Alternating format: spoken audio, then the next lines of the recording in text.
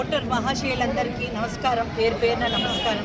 నేను బోయినపల్లి వినోద్ కుమార్ భార్యను, మాధవిని, ఒక డాక్టర్ని, గైనకాలజిస్ట్ని. అయితే ఇప్పుడు ఈ ఓట్ అనేది మీరు అభివృద్ధి కోసం ఓటేయాలి.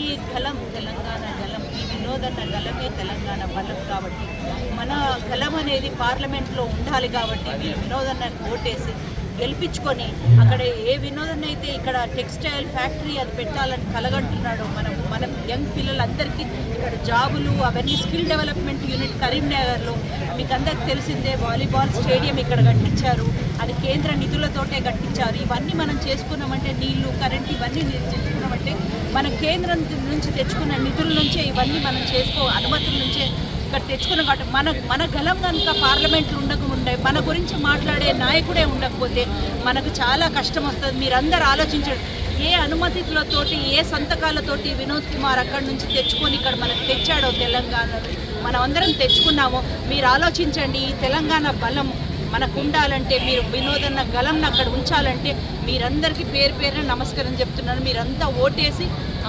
కారు గుర్తుకు ఓటేసి మన తెలంగాణ బలం అక్కడ చూపించాలని పేరు పేరున కోరుకుంటున్నాను.